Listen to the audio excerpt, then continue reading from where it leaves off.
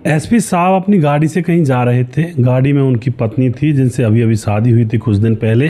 अपनी पत्नी को शॉपिंग कराने के लिए मार्केट जा रहे थे। सादा कपड़ों में थे, यानी कि किसी को पता नहीं था एसपी साहब हैं। उसके बाद क्या होता है दोस्तों, अब वह बाज़ार में जैसे जाते हैं तो वहाँ पर कुछ स्टॉल वगैरह लगी रहती हैं, जैसे कि खाने की, पूड़ियों की दुकान, इस तरह से पराठे वाली दुकानें लगी रहती हैं वहाँ पर, और छोले कुलचे चाउमीन वगैरह ऐसी चीज़ें लगी रहती हैं ना। वहीं पर एकदम से गाड़ी रोकता है ये जो एसपी साहब होते हैं, और वहाँ पर एकदम से उनकी नज़र जाती है कि चौराहे पर एक पराठे की रेहड़ी लगी हुई थी, जहाँ पर पराठे बनाकर एक महिला अच्छे अच्छे पराठे थे उसको बेच रही थी। और वह जब आदमी उसकी तरफ देखता, महिला की तरफ, तो एकदम से अचंभे में आ जाता है, क्योंकि दोस्तों वह जो महिला थी ना, 6 साल पहले उस महिला के साथ उसका तलाक हुआ था। यानी कि आप समझ सकते हो, वह पत्नी थी उसकी, और 6 साल बाद अपनी तलाकशुदा पत्नी को वह इस हालत में देख रहा था। उसके बाद वह उसके पास जाता है और गाड़ी में एसपी साहब की दूसरी पत्नी बैठी हुई थी। वो देख रही होती है कि ये क्या कर रहे हैं पतिदेव, और हैरानी से देख रही थी। लेकिन वह जो एसपी साहब होते हैं, पराठा बेचने वाली उस महिला के पास जाते हैं और उससे जैसे कुछ बातें करते हैं तो पराठा बेचने वाली रोने लगती है, पाँव छूने लगती है। और उसके बाद जो पत्नी होती है, नई पत्नी गाड़ी में से देख रही थी, वह अचंभे में थी। और फिर दोस्तों उसके बाद जो खुलासा इस घटना के अंदर होता है, पूरी कहानी यहाँ पर बताऊँगा। कैसे एक छोटी छोटी बातों को लेकर लड़ने वाली औरत की ज़िंदगी कैसे बर्बाद होती है, और कैसे एक एक क्षण ऐसा आता है जीवन में कि हम प्यार करते हैं, हम ये कर देंगे वो कर देंगे, लेकिन जब असलियत में धरातल पर वो लोग उतरते हैं और आटे दाल का भाव मालूम पड़ता है, तो फिर वो जो प्यार प्रसंग है वो धरा का धरा रह जाता है। आज की इस कहानी में सब कुछ बताऊंगा डिटेल में, और उन लड़के और लड़कियों को सुनना चाहिए जो ऐसे चक्करों में पड़ करके अपने जीवन को बर्बाद कर लेते हैं। ये कहानी पूरी ज़रूर देखिएगा। जो बच्चे, नौजवान बच्चे 18 से 25 साल तक के बीच की एज के हैं। नमस्कार, मैं हूँ सुदेश कुमार और मेरे गोपाल चैनल में आपका स्वागत है। दोस्तों, यह घटना घटित होती है उत्तर प्रदेश के एक छोटे से गाँव के अंदर से घटना प्रारंभ होती है, जहाँ पर क्या होता है, एक लड़का होता है जिसका नाम था नवीन, नाम है नवीन। वह अनाथ हो जाता है दोस्तों। जब वह 10 साल का था तब उसके मम्मी पापा की घर की छत गिरने से मौत हो जाती है। वो कांड कैसा था, वो ऐसा था कि बारिश बहुत तेज़ हो रही थी। उस घर के अंदर उनके पशु बंधे हुए थे। गाँव के अंदर मम्मी पापा के साथ नवीन रहा करता है। इसके पास खेती क्यारी भी है और किसान था इसका पिता। आस पड़ोस में भी इसके जो कुनबे वाले होते हैं वो रह रहे होते हैं। अब इन्होंने जो पिता होते हैं, इनके पिता ने एक छोटी सी वो बनवाई थी, टीन, जो कच्ची दीवार होती है, जो कच्ची मिट्टी को लगा देते हैं, गारा बोलते हैं जिसको, उससे एक छोटी सी ऐसी टीन बनवा रखी थी जिसमें पशुओं को बांध दिया करते थे। अब यह क्या होता है, एक दिन बहुत भारी बारिश हो रही थी और उस कच्ची टीन में, जो दीवारें कच्ची थी, घोल मिट्टी की बनाई हुई थी, उनमें पानी बैठने लगता है। और इतनी तेज़ आंधी थी कि ऐसा लग रहा था वो टीन उड़ जाएगी। तो इसके जो माँ बाप होते हैं जाकर उस टीन को पकड़ लेते हैं कि उड़ ना जाए। मगर दोस्तों यहाँ पर क्या होता है, जो दीवार थी वो भी कच्ची थी और एकदम से वो दीवार दोनों माँ बाप के ऊपर गिर जाती है और टीन उड़ जाती है और उन दोनों की वहीं पर मौत हो जाती है। हालांकि जो पत्नी थी वह 10 दिन तक जिंदी रही थी हॉस्पिटल के अंदर, मगर कोई सर में गहरी चोट लगने की वजह से उनकी भी लास्ट में मौत हो जाती है। घर के अंदर 10 साल का लड़का नवीन रह जाता है। अब सोचो उसके ऊपर क्या बीती होगी जब माँ बाप उसके मर चुके हैं और है नहीं फिलहाल। अब पूरा जीवन उसे अकेले ही स्टैंड अप करना है। किस तरह से खाना बनेगा, कैसे कपड़े दूंगा, क्या करूंगा, खेती बाड़ी कैसे करूंगा, खेत भी हैं। मगर पड़ोस में उसका एक छोटा सा दोस्त था जो स्कूल में उसके साथ पढ़ा करता था। वह उसके घर पर आ जाया करता, कई बार उसको वह खाना ला कर दे दिया करता। कई बार वह दोस्त इसको खाना बनाना सिखाया करता इसके घर पर आकर, देख रोटियां ऐसे बनाते हैं, सब्जी ऐसे बनाते हैं। और फिर ये अपने घर पर बनाने लगा था। कई बार दोस्त दे जाता, कई बार ये बना लिया करता। वो दोस्ती बहुत ज़्यादा गहरी थी। अब स्कूल तक पढ़ाई होती है इनकी, क्योंकि दोस्तों जो इसके खेत थे, अड़ोसी पड़ोसियों ने इसके खेतों को बट और पट्टे होता है ना, पट्टे पर दे देते हैं खेतों को, और दूसरे लोग उनको फसल पैदा करते हैं, बदले में कुछ अन्न वगैरह दे देते हैं। तो इस तरह से इसको कुछ पैसे और अन्न मिल जाया करते। अकेला पेट था, अन्न कितना चाहिए, अन्न ज़्यादा से ज़्यादा साल भर में इसको ज़्यादा से ज़्यादा 2 क्विंटल लगा लो या 1 क्विंटल लगा लो, बस इतना ही होता है एक आदमी के लिए। अब क्या होता है दोस्तों, यहाँ पर जो लड़का होता है इसकी पढ़ाई का भी खर्चा वहीं से निकलता था। 12वीं तक पढ़ाई पूरी हो जाती है। 12वीं पढ़ाई होने के बाद ये कॉलेज में एडमिशन ले लेता है और इसका दोस्त भी इसको मदद कर दिया करता कई बार, लेकिन दोस्त पढ़ाई छोड़ देता है क्योंकि उसके पास कुछ ज़्यादा ज़मीनें थी और दोस्त कहता है यार मुझे नौकरी तो करनी नहीं है, मेरे पास तो पापा की खेती बाड़ी है। दोनों दोस्तों की खेती बाड़ी एक ही जगह पर थी। दोस्त पढ़ने से बैठ जाता है लेकिन इसको पढ़ाता है कि तू पढ़ ले, तेरा ज़रूरी है पढ़ना, और ये कॉलेज में एडमिशन ले लेता है। कॉलेज में एडमिशन लेने के बाद वहाँ पर एक लड़की मिलती है जो लगातार इसकी तरफ देखा करती है। इसका नाम होता है शिखा। अब ये साइकिल से जाया करता, कपड़े भी ज़्यादा अच्छे नहीं हुआ करते और कई बार कुछ लोग जो स्टूडेंट हो मजाक भी उड़ा दिया करते, फटी सर आ गया कहाँ से, कपड़े भी अच्छे नहीं हैं। मगर इसको पता था कि भाई ये तो उड़ेगा ही मजाक, क्योंकि मेरे पास सच में कपड़े हैं ही नहीं और किस किस को मैं अपना दुखड़ा रोकर बताऊँ कि मैं गरीब हूँ, मेरे माँ बाप नहीं है। ऐसा वह करता नहीं था किसी के सामने। लड़की इसको लगातार देखा करती, कभी कैंटीन में देखा करती, चाय पीती पीती देख रही थी। एक दिन इसके पास आ जाती है कैंटीन में। जब यह चाय पी रहा था तो वहीं पर अपने चाय के कप को लेकर बैठ जाती है। इसकी तरफ देखकर मुस्कुराने लगती है और इससे कहने लगती है कि मैं तुम्हें कितने दिनों से देखती हूँ, तुम मेरी तरफ एक बार भी नहीं देखते। लड़का नवीन कहता देखता तो हूँ मैं, लेकिन मैं देख कर करूँगा क्या, मैं प्यार करने की परिस्थिति में नहीं हूँ अगर तुम सोच रही हो कि मैं तुम्हारे प्यार प्रसंग में पड़ जाऊँगा। लड़की देखती है अजीब लड़का, डायरेक्ट बोल दिया इसने तो। वह कहती है अरे प्यार ही होता तभी देखते हैं क्या। लड़का नवीन कहता हाँ और किस लिए देख रही हो बताओ। तो अब लड़की हंस जाती है और कहती है चलो प्यार ही समझ लो। और उसके बाद लड़की अब तक प्यार करती थी या नहीं करती थी, लेकिन उसने जो जवाब दिया था उसकी वजह से लड़की के मन में उसके प्रति प्यार आ जाता है और वह कहने लगती है मैं प्यार करती हूँ। लड़का कहता है देख लो मैं बहुत गरीब हूँ, मैं तुम्हें वो खुशी नहीं दे सकता जो तुम चाहती हो, जिसकी तुम हकदार हो। तुम्हारे पास तो महंगे महंगे कपड़े हैं और तुम गाड़ी से कॉलेज आती हो, मैं कहाँ तुम्हें खुशी दे दूंगा। लड़की कहती है गाड़ी मेरी नहीं है, गाड़ी मेरे पापा की है। तो लड़का कहता पापा की है तो तुम्हारे घर में से ही ना। अब लड़की बहुत हंसती है, उसमें इंटरेस्ट लेती है और फिर दोस्तों प्यार का इजहार कर देती है। लड़का खूब मना करता है मैं अमीर नहीं हूँ, मैं गरीब हूँ, मेरे माँ बाप नहीं हैं, अनाथ हूँ, मैं घर में अकेला हूँ, मेरा कच्चा मिट्टी का मकान है। लड़की तो बिल्कुल पागल हो गई थी, नहीं नहीं कच्चा हो या पक्का हो बस अब तुम चाहिए तो तुम चाहिए। बच्चे वाली जिद हो जाती है कि ये खिलौना चाहिए। और उसके बाद लड़का अब क्या करे, फिर उसकी बातों में आ जाता है। उसके बाद अपने दोस्त से पूछता है, दोस्त कहता है भैया शादी कर लो, इससे अच्छा बिना शादी के अवैध रिश्ता बन जाए, कहीं तुम्हारा गलत बात है। तो अपने दोस्त की बात मान करके इनकी शादी हो जाती है। जो लड़की का पिता होता है पहले तो देखता है लड़के के पास वैसे ना माँ बाप है ना घर अच्छा है, लेकिन लड़की का पिता होता है वह जानता था भाई प्रॉपर्टी की कीमत कितनी है। लड़के के पास 7 एकड़ ज़मीन आ रही थी। 7 एकड़ आज के दौर में कितनी महंगी है पता है, 1 एकड़ की कीमत 8-8 करोड़ रुपए है। सोचिए कितना अमीर होगा वो। लड़की का पिता खुश होकर अपनी बेटी को उस घर में भेजता है कि मेरी बेटी अकेली रानी बनेगी, घर वर हम बनवा देंगे। बच्चा ही तो था, इस पर हो नहीं पाया। और उसके बाद शादी हो जाती है धूमधाम से। शादी होने के बाद जो नवीन होता है अब वह खेत बेचने वाला तो था नहीं और कह देता अपनी पत्नी से खेतों को बेचूंगा नहीं, मेरी पुश्तैनी ज़मीन है। लेकिन इसकी पत्नी देखती है कि वो फटे हाल हैं, ढंग से घर भी नहीं है, सादा है तरह जीवन जीने का नज़रिया था उसका। खेती बाड़ी में से जो अन्न वगैरह आया करता था, कुछ 1-2 जो कीला होता उसको खुद कर लिया करता, बाकी बट पट्टे पर दे दिया करता था, बटाप पर। तो ज़्यादा इनकम तो नहीं आती थी भाई, जो दूसरे लोगों को देते हैं तो वो कुछ पैसा ही देते हैं, बाकी फसल अपने आप करते हैं। तो इस सुख से भी वो मतलब खुश नहीं थी इसकी पति ने ये भी कहा था नवीन ने कि मैं अगले साल अपना घर पक्का बना दूंगा, क्योंकि खेतों की इतनी कमाई तो आई जाती है, अभी हमारा खर्चा क्या है। मगर वो कमाई जितनी भी आती थी खेतों की, शिखा तो उस कमाई को चुटकियों में हवा में उड़ा दिया करती थी, क्योंकि वो अमीर बाप की बेटी थी। बचपन से उसको कारों में चलने का शौक़ और बहुत महंगे महंगे कपड़े पहनने का शौक़। अब यहाँ पर ये बात नवीन को अच्छी तो नहीं लगती है, लेकिन वह कहता है कि देखो पत्नी तो यही है। अब शिखा बोर होने लगती है कि तेरे पास इतनी सुख सुविधाएँ नहीं हैं, भले ही तेरे पास खेत हैं, खेतों का क्या करेंगे, मुझसे तो खेतों में काम करना भी नहीं आता, और क्या करेंगे उनका खेतों को, तू उनको बेचता है नहीं, वरना बेच करके शहर में कोठी बनाएंगे अच्छी सी। इस बात पर नवीन गुस्सा हो जाता है कि मैं उन लोगों में से नहीं हूँ, खेत बेचकर शहर में कोठी बनाएं। और फिर पत्नी चुप हो जाती है, लेकिन उसके मन में खीज सी थी भाई कैसे करेंगे और क्या जीवन है, तो बेकार में गलत आ गई। यहाँ पर ना एसी है ना पंखा है, बस गर्मी में मरते जाओ इस झोंपड़ी के अंदर।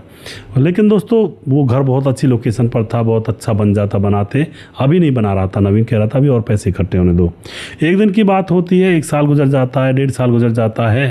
तो एक दिन वह अपने पिता से फ़ोन करती है कि पापा मैं तो यहाँ बहुत परेशान हो गई, अच्छी तरह से तो पंखा भी नहीं है, धीरे धीरे चलता है, एसी यहाँ पर लगाता नहीं है, ये कहता बिल बहुत ज़्यादा आएगा। उसके बाद पिता कहता है कि देखो एसी मैं लगवा दूंगा, बाकी सुख सुविधाएं मैं दे दूंगा, तो मैं अब तो हमारे पास तो अकेलौती तो है ही, जो भी हमारी प्रॉपर्टी तेरी है हमारे मरने के बाद, पर तू अपने उससे पूछ ले, पति से।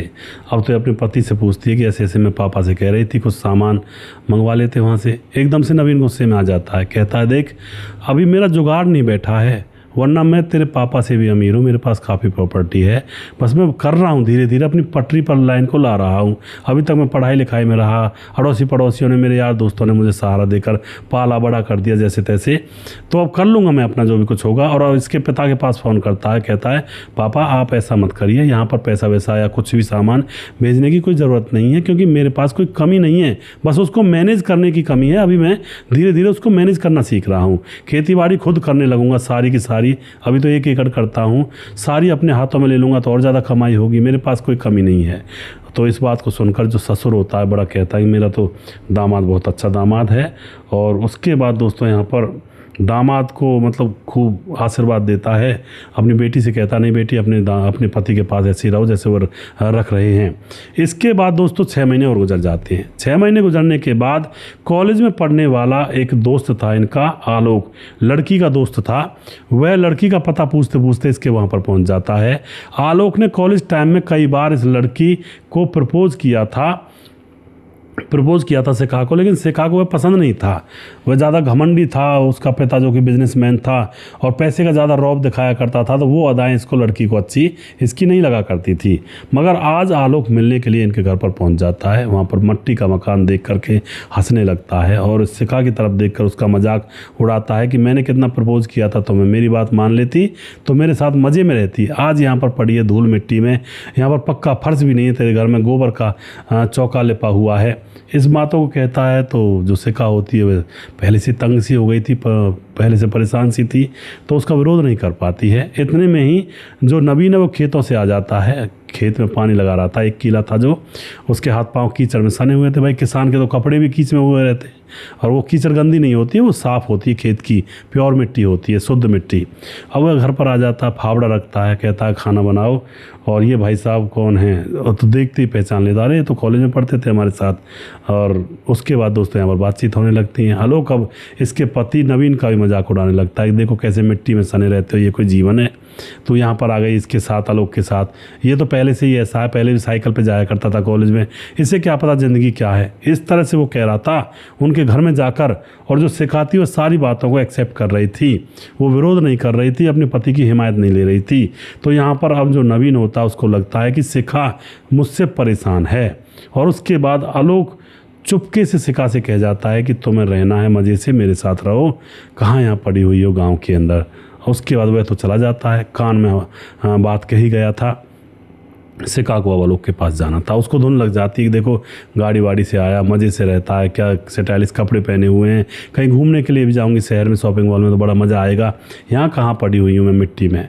उसके बाद वो अपने पति से झगड़ा करने लगती है, बात बात पर झगड़े इतने बढ़ जाते हैं, मायके चली जाती है और वहाँ जाकर सीधा तलाक के लिए कागज़ भेज देती है। लड़की का पापा भी मना करता, तू ये कर क्या रही है, वो बहुत ही अच्छा सोने जैसा लड़का है, लेकिन लड़की के दिमाग पर उसका दोस्त आलोक चढ़ चुका था कि मैं उससे शादी करूँगी।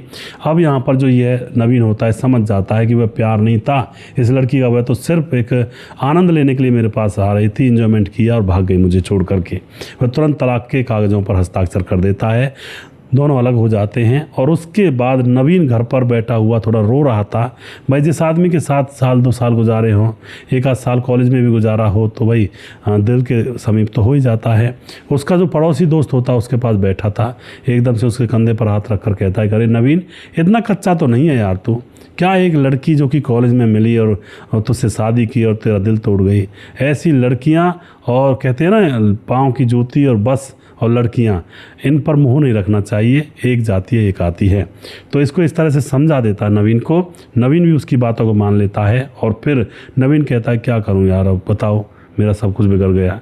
अब उसका दोस्त कहता है तूने ग्रेजुएशन तो कर लिया कंप्लीट, तू अब यूपीएससी की तैयारी कर और तुझे सहारा मैं दे दूंगा, तेरी खेती बाड़ी मैं कर लूँगा पीछे से, कुछ पैसा चाहिएगा तो मैं दिला कर दे दूंगा, तू कोई गरीब थोड़ी है, खेती बाड़ी है तेरे पास।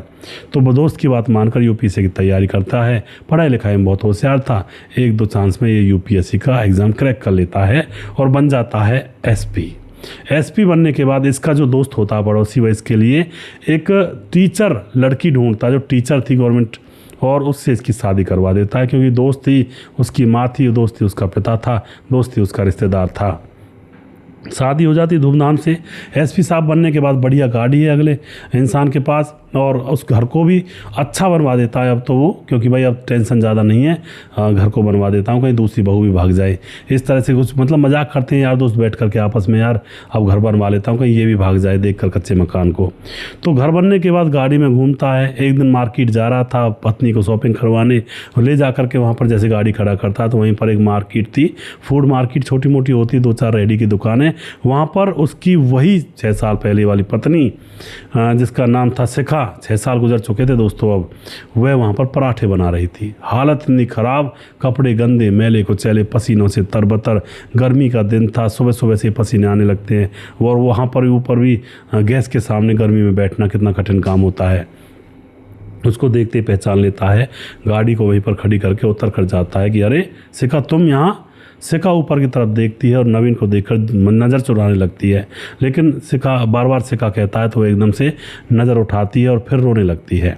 पूछता है नवीन क्या हुआ तेरे साथ, तू यहाँ पर कैसे, तेरे पापा तो बहुत ठीक ठाक थे, प्रॉपर्टी भी थी। अब कहती शिखा कहाँ प्रॉपर्टी, सारी प्रॉपर्टी चली गई। वह कहता है नवीन कैसे चली गई। अब शिखा रो रो कर बताती है कि जैसे तुमसे छोड़ करके मैंने उस लड़के आलोक से शादी की, दारूबाज तो वह था ही, लड़कियों के पीछे भागता था, तो वह अपने घर मुझे लेकर गया। उसका पिता करोड़पति अमीर बिजनेसमैन, उसने हमें घर में अंदर घुसने नहीं दिया। किस फटीचर को ले आया यहाँ पर, हम तो एक्सेप्ट नहीं करेंगे। उसके बाद आलोक मेरे ही पिता के घर पर रहने लगा, मेरे ही घर में, और खर्चे पाने के लिए मेरे पिता से पैसे मांगता और गाड़ी में घूमा करता, शराब अय्याशी किया करता, और लड़कियों से अवैध रिश्तों का मुझे पता लगा। बहुत मैं परेशान हुई, मैंने कई बार समझाया लेकिन वह नहीं समझा, और वह बार बार छोड़ कर जाने की धमकी देता, और धीरे धीरे करके मेरे पिता की सारी प्रॉपर्टी उसने बिचवा करके उन सारी प्रॉपर्टी से वह अय्याशी मौज मस्ती कर रहा था, और पिता पर कुछ नहीं रहा। उसके बाद वह हमें छोड़ करके तलाक दे करके चला गया। अब मैं और मेरा पिता अकेले बैठ जाते हैं घर पर, ना प्रॉपर्टी ना कुछ। मेरे पिता को यह सदमा सहन नहीं होता, उनकी मौत हो जाती है, और मम्मी की पहले ही मौत हो चुकी थी 2 साल पहले। और उसके बाद अब मैं करती भी तो करती है, ना प्रॉपर्टी ना कुछ, सिर्फ एक मकान है छोटा सा, और आधा मकान उसमें से भी बेच दिया था। अब यहाँ पर आकर अपना पेट तो भरती हूँ, बच्चे हुए नहीं हैं। यह बात सुन करके नवीन अंतर्मन में कहता है कि भाई देखो गलत का नतीजा गलत ये होता है, और वाकई में इस औरत के साथ हुआ है। लेकिन फिर भी नवीन कहता है देखो अब मैंने शादी कर ली है, वो देखो गाड़ी में मेरी वाइफ बैठी हुई है। अब उसको देख करके शिखा रोने लगती है कि काश अगर मैं शादी मतलब इसको ना छोड़ती तो मैं भी ऐसे ही बैठ कर घूमती, क्योंकि अब नवीन बता देता है कि मैं एसपी बन चुका हूँ, और मेरा वो घर है ना मिट्टी का घर, वो बहुत अच्छा बन चुका है, शीशे का घर बनवा दिया मैंने उसको। शिखा रोने लगती है, लेकिन अब पछताए होत क्या जब चिड़िया चुग गई खेत। अब नवीन कहता है कि अगर कोई अभी भी ज़रूरत हो ना पैसे की या किसी भी चीज़ की तो मुझसे मांग लेना, बाकी मैं तुम्हारे जीवन में इंटरफेयर कुछ नहीं करूँगा, और अच्छे से रहो, ठीक है। और वहाँ से वह वापस आ जाता है, और शिखा रोती रह जाती है, लेकिन अब ना तो उसको बुला सकती है, भाई उसकी शादी हो चुकी, ना कुछ कह सकती है। और नवीन ने भी बिल्कुल वापस मुड़कर देखा भी नहीं, गाड़ी में बैठकर अपने घर आ गया। इस तरह से जैसी करनी वैसी भरनी लोगों को मिल जाया करती है दोस्तों। आज इस कहानी के अंदर जो भी हुआ इससे हमें सीख लेनी चाहिए कि भाई जीवन के अंदर ज़्यादा बोराए ना, बोराने का मतलब ये है उड़े ना ज़्यादा, क्योंकि ज़्यादा उड़ते हैं घमंड में आ जाते हैं, पैसों का घमंड, यौवन का रंग रूप का घमंड कि मैं सबसे सुंदर, ये ले बैठता है। कभी ना कभी इसका अंजाम भुगतना पड़ता है। और अवैध रिश्तों की तो बात ही क्या, उनमें तो घर तबाह होते ही होते हैं। आज ना हो कल ना हो, 10 साल बाद 20 साल बाद कभी ना कभी ऐसा मौका ज़रूर आता है। अवैध रिश्ता बनाने वालों की ज़िंदगी जहन्नुम बन जाया करती है। आप क्या कहना चाहोगे अपनी घटना के अंदर, इस घटना के अंदर अपनी राय कमेंट बॉक्स में लिख सकते हैं, लोगों के साथ शेयर कर सकते हैं। वीडियो के लास्ट में कुछ भाइयों के नाम लेना चाहूँगा थोड़ा सा, जो हमारे वीडियोज़ को देखते हैं। हमारे साथ हैं हरिकृष्ण, कमेंट करते हैं, बहुत बहुत धन्यवाद करते हैं। समीर अंसारी कमेंट करते हैं, अंकल जी लाइक करने वालों का भी नाम ले लिया करो। लाइक करने वालों का नाम बेटा जी ले नहीं पाऊँगा मैं, बहुत सारे लाइक होते हैं, और कमेंट भी नहीं ले पाता हूँ, कई बार बहुत सारे हो जाते हैं। उसके बाद मोहम्मद मुस्तकीन कमेंट करते हैं, मुशर्रफ अली कमेंट करते हैं जो कि उत्तर प्रदेश से हैं। कपिल देव प्रजापति हैं, राधे राधे जी। मनोज श्रीवास्तव जी हैं जो कि बिहार गोपालगंज 28 वार्ड नंबर 23 से हैं, जिनकी एनिवर्सरी 19 जून को है, शादी की सालगिरह। और मनोज श्रीवास्तव जी ने जो लगातार हमारे साथ कमेंट करके हमें सपोर्ट किया, उसके लिए बहुत बहुत धन्यवाद पहले तो।